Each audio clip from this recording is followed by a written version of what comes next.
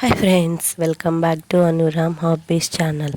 ఎవరైనా first time నా ఛానల్ని చూస్తున్నట్లయితే సబ్స్క్రైబ్ చేసుకొని చూడండి, అలాగే బెల్ ఐకాన్ని క్లిక్ చేయండి.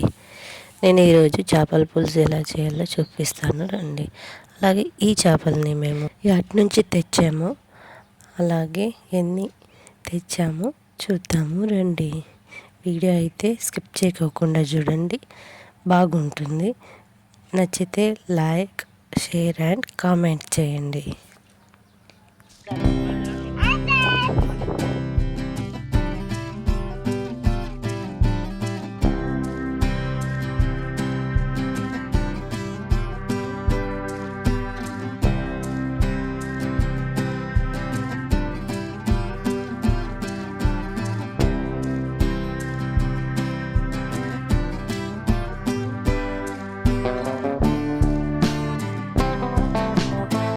మా ఇంటి దగ్గర కొంచెం దూరంలో ఒక వంక ఉంది.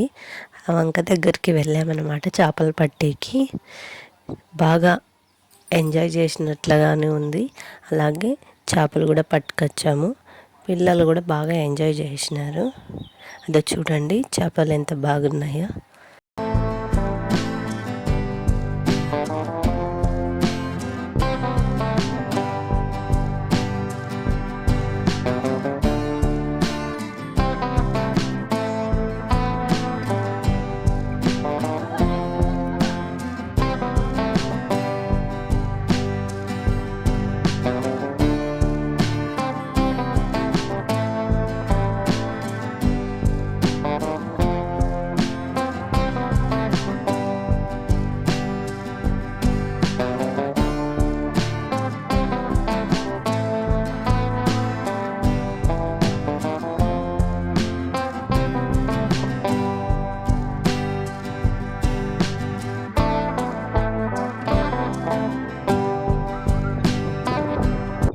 ఇంకా అయిపోయింది, ఇంటికైతే వచ్చాము. ఇన్ని చేపలు అయితే పడ్డాయి. చూడండి ఎన్ని ఉన్నాయో. ఇవన్నీ క్లీన్ చేస్తున్నారు.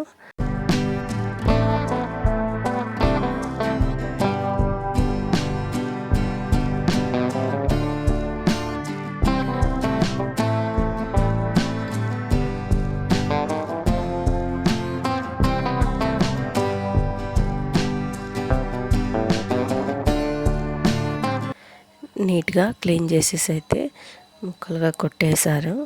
ఈ రకంగా అయినాయి. లాస్ట్కి ఇన్ని చేపలు పడ్డాయి.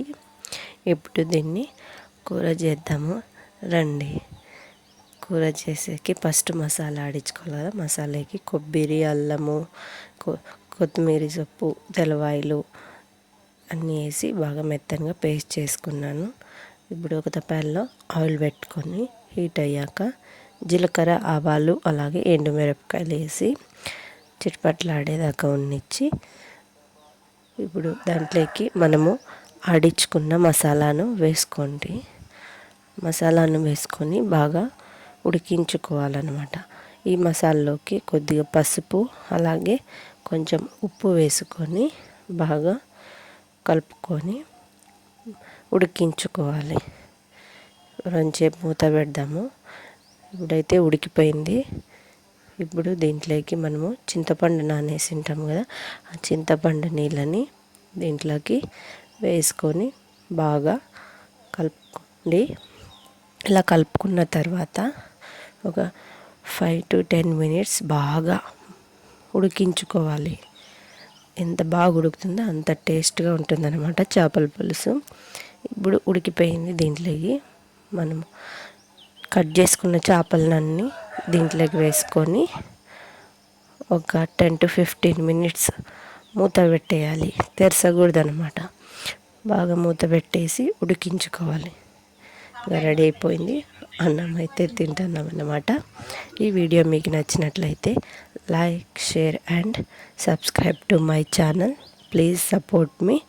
ఇంకో వీడియోలో కలుద్దాం. Bye friends. Don't forget to subscribe.